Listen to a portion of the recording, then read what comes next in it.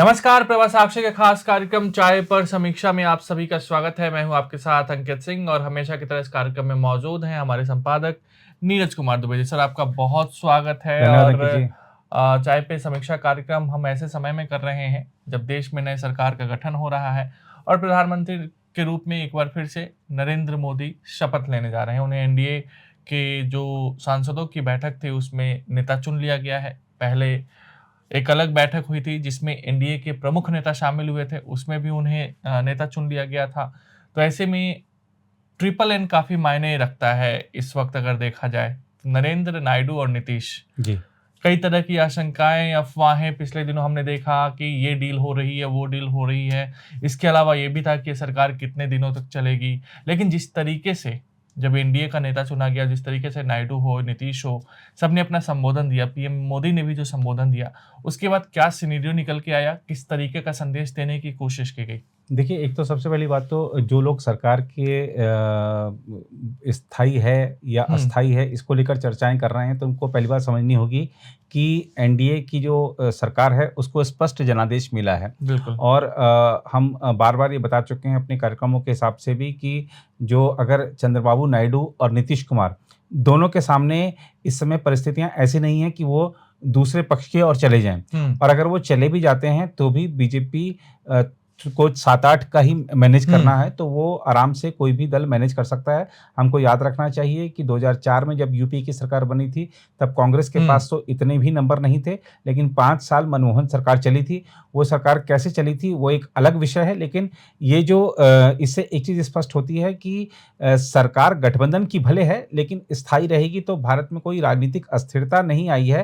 राजनीतिक स्थिरता है, और प्रधानमंत्री अपने चुनाव परिणाम के बाद से अब तक जो भी 2-3 संबोधन दिए हैं, उसमें उन्होंने यही बात बताई है कि देश में जो सरकार है स्थिरता के साथ काम करेगी, बहुत तेज गति से काम करेगी, पहले से ज़्यादा तेज गति से काम करेगी।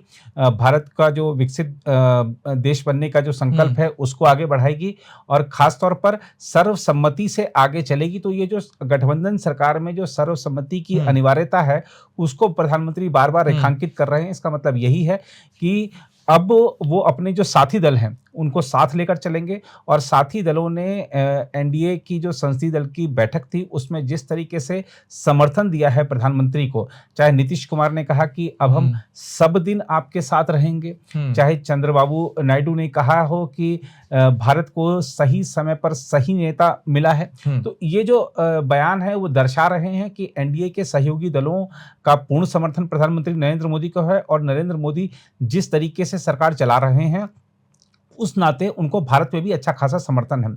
अगर आप एक चीज देखेंगे तो पाएंगे कि प्रधानमंत्री के तौर पर देश में अगर सबसे ज्यादा स्वीकार्यता है नरेंद्र मोदी की है, तो जो साथी दल हैं उनको भी पता है कि अन्य कोई रास्ता हमारे पास है नहीं, तो सरकार के स्थायित्व को लेकर कोई चिंता नहीं करनी चाहिए। इसके अलावा अगर हम देखें जो आशंकाएं उठ रही हैं कि क्या होगा नीतीश कुमार का, क्या हुआ चंद्रबाबू नायडू का, क्योंकि दूसरी तरफ वाले भी दरवाजा खोलकर बैठे हुए हैं। लेकिन चंद्रबाबू नायडू ने साफ कर दिया है कि आंध्र प्रदेश में जो जीत हुई है उसमें प्रधानमंत्री नरेंद्र मोदी की बड़ी भूमिका रही है। आंध्र प्रदेश के पूर्व मुख्यमंत्री चंद्रबाबू नायडू और अब चुनाव जीत चुके, स्पष्ट बहुमत हासिल कर चुके चंद्रबाबू नायडू कांग्रेस के साथ रहकर भी क्या हश्र हुआ वो ये भी देख चुके हैं। अभी जब उनको जेल जाना पड़ा था तब उनके समर्थन में कोई खड़ा नहीं हुआ था, बीजेपी की तरफ से ही उनके पक्ष में कहा गया था। वो ये भी देख चुके हैं कि संकट के समय कौन साथ खड़ा रहा। वो ये देख चुके हैं कि नरेंद्र मोदी को सत्ता से हटाने का जो उन्होंने अभियान चलाया था उसका क्या हश्र हुआ था, उनकी खुद की राजनीतिक जमीन खिसक गई थी। नीतीश कुमार भी ऐसा करके देख चुके हैं, उन्होंने जब जब भी प्रयास किया है नरेंद्र मोदी की खिलाफत करने का, नरेंद्र मोदी को पद से हटाने का, तब तक वो उनको उल्टा पड़ा है। अगर वो साथ आए हैं तो उनको लाभ हुआ है। ये लाभ उनको तब भी हुआ था जब पिछले विधानसभा चुनाव में जो बिहार में हुए थे उस समय जेडीयू की सीटें कम हो गई थी, लेकिन उसके बावजूद प्रधानमंत्री नरेंद्र मोदी ने मुख्यमंत्री नीतीश कुमार को बना दिया था।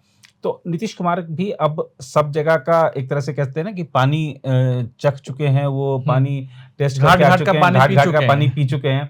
तो उनको भी पता है कि अब सम्मान कहाँ पर है। वो कह रहे हैं कि मैं देख रहा था केसी त्यागी जी का बयान, उन्होंने कहा कि प्रधानमंत्री पद का वो ऑफ़र अब कर रहे हैं नीतीश कुमार को, विपक्ष वाले, लेकिन वो एक समय इंडिया गठबंधन का संयोजक उनको बनाने को राज़ी बिल्कुल। नहीं थे।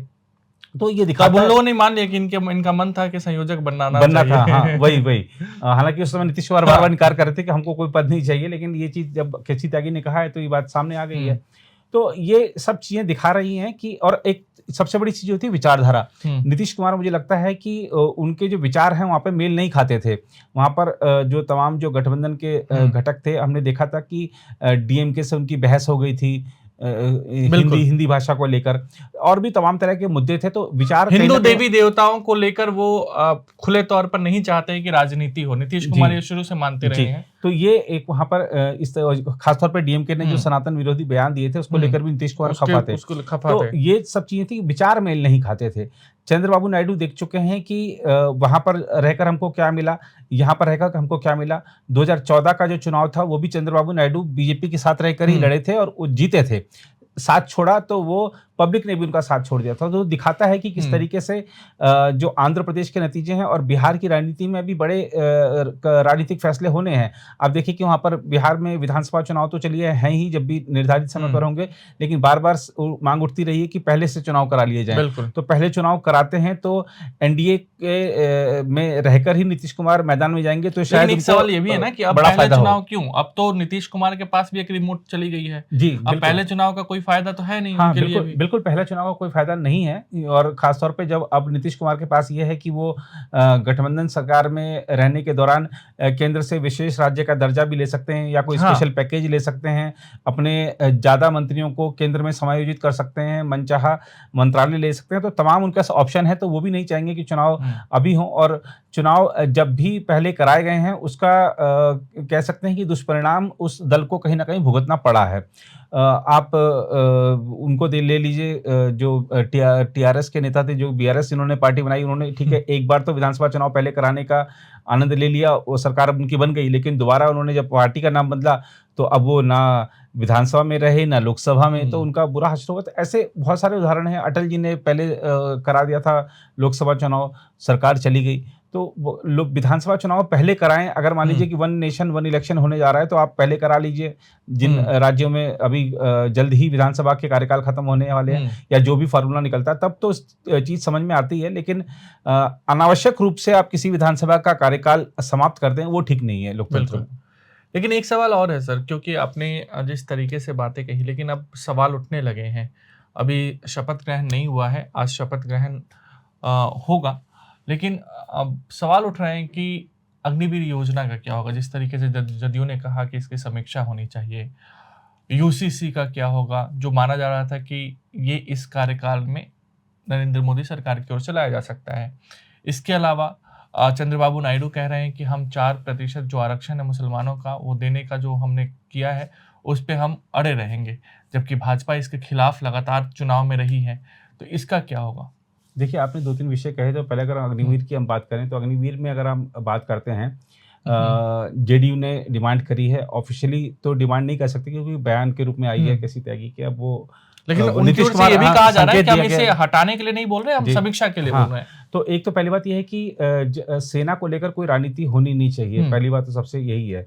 दूसरा क्या है कि हमको इस पर ये देखना चाहिए कि हमारे जो सेना के तीनों जो बल हैं, चाहे वो हुँ, हमारी सेना हो, हमारी नौसेना हो, वायुसेना हो, उसके अधिकारी क्या कहते हैं, उनका क्या पक्ष है। हुँ, हम ठीक है कि एक रोज़गार एक बड़ा विषय है, और हर एक की तमन्ना होती है कि मैं सेना में रहकर देश के लिए कुछ हुँ, कर सकूँ, या मैं सैनिक के रूप में जो एक रोज़गार का जो माध्यम है, उसको अपना सकूँ। ये सबकी आकांक्षा रहती है, और उसका स्वागत करना चाहिए। लेकिन हुँ, एक चीज़ हमको देखना चाहिए कि देश के लिए क्या सही है। देश के लिए सबसे, अगर हम वर्तमान जो वैश्विक चुनौतियाँ हैं उसको हुँ, देखें, तो देश के लिए सबसे सही ये है कि हमारी जो सेना है वो हमेशा युवा बनी रहे। हुँ, हमारी जो सेना है वो हमेशा हुँ, ऊर्जावान रहे। हमारी जो सेना है वो इस तरीके से काम करे कि जो वैश्विक चुनौतियाँ सामने आ रही हैं, उसका वो तेज़ी के साथ, तीव्रता के साथ हुँ, मुकाबला कर सके। अब वो कैसे होगा? वो ऐसे होगा कि जब हमारा जो बल है, वो हमेशा युवा बल रहेगा।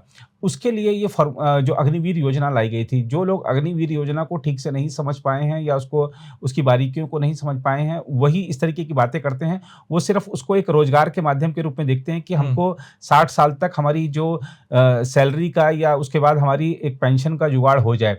आपकी सैलरी, आपकी पेंशन से ज़्यादा महत्वपूर्ण है भारत की सुरक्षा, भारत की सीमाओं की सुरक्षा।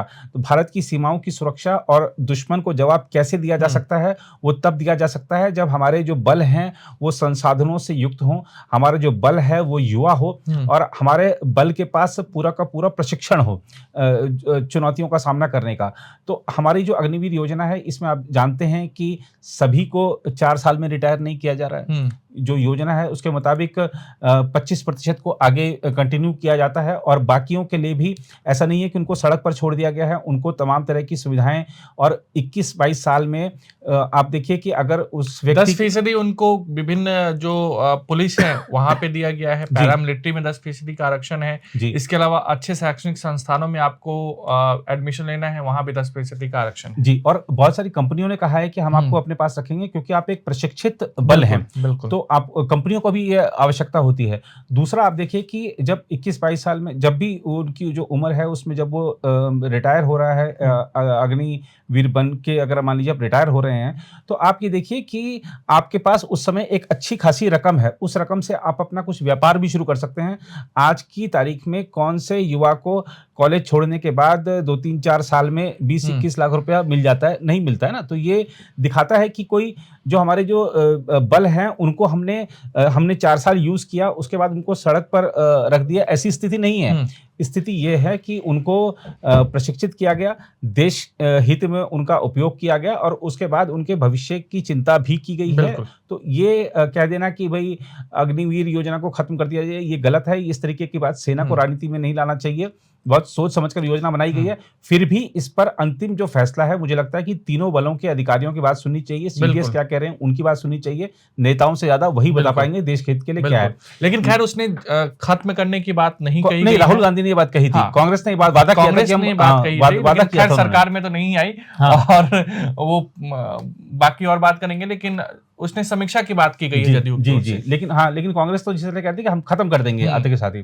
अच्छा, आपने दूसरा कहा कि यूसीसी। देखिए, यूसीसी एक बीजेपी ने इसको सीए का जिस तरह से विरोध हुआ था, उस नाते बीजेपी ने यूसीसी पर थोड़ा संभल कर कदम बढ़ाया। हमने देखा कि किस तरीके से स्टेट वाइज उत्तराखंड आगे बढ़ा। सबने भी कहा कि हम उत्तराखंड के ड्राफ्ट का जो उसका अध्ययन करेंगे। यूपी ने संकेत दिए, गुजरात ने संकेत दिए। वहाँ पर हो सकता है कि कवायदें चल भी रही हैं और धीरे धीरे आगे बढ़ें। तो हर स्टेट को अधिकार है कि वो क्या करना चाहता है, क्या नहीं करना चाहता।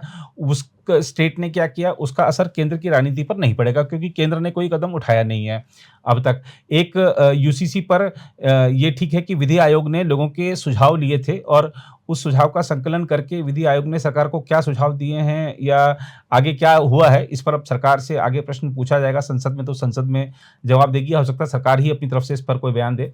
विधि आयोग ने लेकिन कवायद की थी ये यूसीसी को लेकर, ये बात जग जाहिर है। दूसरी बात आपने कही मुस्लिम आरक्षण की बात, तो देखिए हमारा जो संविधान है वो यही कहता है कि धर्म के आधार पर आरक्षण नहीं हो सकता। अब पार्टियों ने क्या किया कि तुष्टीकरण की राजनीति के लिए जो मुस्लिम हैं उनको दूसरे रास्ते से आरक्षण दे दिया, उनको ओबीसी में शामिल कर लिया और ओबीसी के सर्टिफिकेट देके उनको आरक्षण दे दिया। अब आप देखिए कि जो ओबीसी का जो कोटा है उसमें तो ये एक तरह से डकैती हो गई।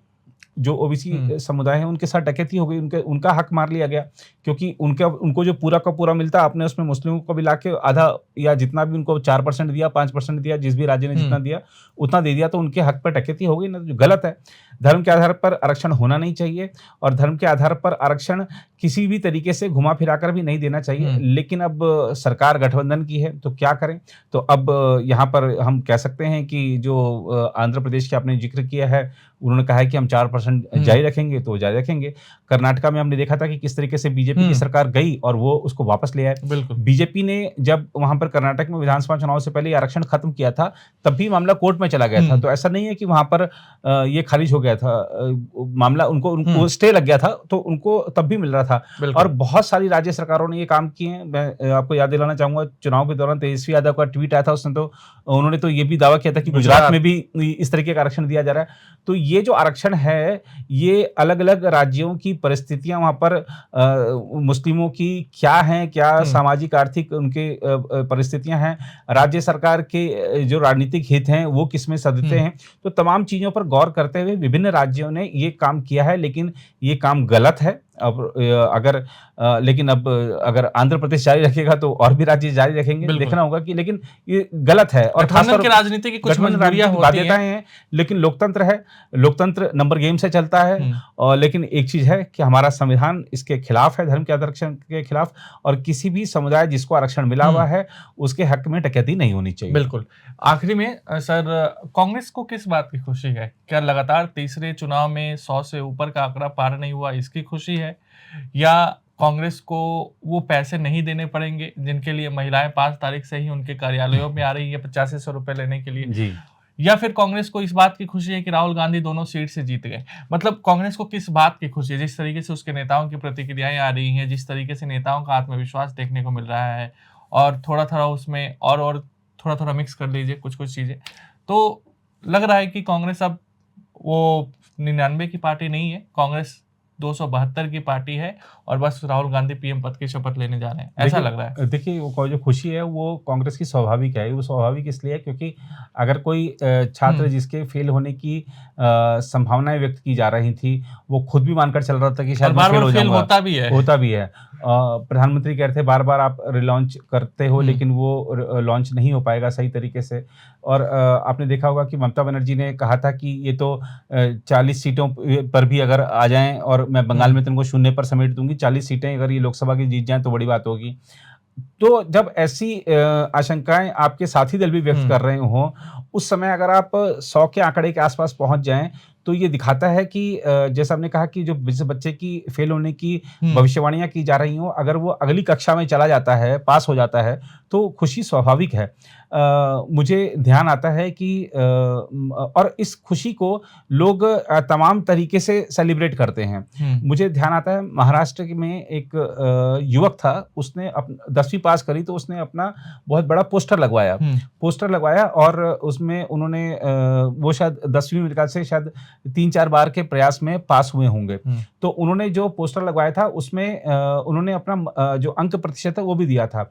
अब अंक प्रतिशत दिया था उन्होंने 37.94%। तो जो 94 था उसको उन्होंने बड़ा हाईलाइट कर दिया था और जो 37 था उसको छोटा कर दिया था। तो आप समझ सकते हैं कि अच्छा, वो दर्शाने का प्रयास हुआ था कि 94 लगेगा लोगों को, 94 है ना। तो यहाँ भी आप तीसरी बार चुनाव हार गए हैं, लेकिन आप 99 को ज्यादा तवज्जो दे रहे हैं, है ना। तो 99 मतलब लोग ये देख रहे हैं कि यार क्या स्कोर रहा 99, लेकिन आप तीसरी बार चुनाव हार गए हैं लगातार, ये आप बात को छुपा रहे हैं। तो मुझे उस युवक का संदर्भ ध्यान में आया जिसने कि ये सब पोस्टर लगाया था। और 99 पर अगर कांग्रेस पहुंची है तो ये एक बड़ी विजय इसलिए है क्योंकि राहुल गांधी 2 सीटों से जीते हैं और अच्छी मार्जिन से जीते हैं, जबकि उनकी दोनों सीटों से हारने की भविष्यवाणी की जा रही थी। आप देखिए कि कांग्रेस ने जो गठबंधन के प्रयोग किए, जहां भी इंडिया, अब आप देखिए जब नीतीश कुमार चले गए थे, जयंत चौधरी चले गए थे, तमाम दल साथ छोड़ गए थे, लग रहा था कि ये इंडिया गठबंधन की नाव डावाडोल हो गई है। उस समय कांग्रेस ने सबको एकजुट किया और जहां जहां गठबंधन हुआ, महाराष्ट्र की बात कर लीजिए आप, वहां पर देखिए बहुत अच्छा प्रदर्शन हुआ है। दिल्ली को अगर छोड़ दें तो सब जगह प्रदर्शन अच्छा रहा है, लेकिन दिल्ली में भी कांग्रेस का वोट प्रतिशत बढ़ गया है। और ऐसे ही आप देखिए कि तमिलनाडु में जो कांग्रेस ने गठबंधन करके चुनाव लड़ा, वहां पर वो 9 सीटें ले आए। जहां पर भी गठबंधन हो गया अच्छे से, वहां पर प्रदर्शन बहुत अच्छा रहा है। उत्तर प्रदेश सबके सामने है, उत्तर प्रदेश में कांग्रेस ने चमत्कार कर दिया है अखिलेश यादव का समर्थन मिल जाने से। तो ये गठबंधन को उन्होंने, राहुल गांधी ने संभाल लिया डायरेक्ट हस्तक्षेप करके। और आप देखिए कि आज परिणाम सामने है तो राहुल गांधी, मैंने कहा कि अगली क्लास में चले गए हैं। जैसे कांग्रेस कार्य समिति की बैठक हुई शनिवार को, उसमें उनको कहा गया कि आप विपक्ष के नेता का पद संभालिए। उन्होंने कहा मैं इस पर विचार करता हूं।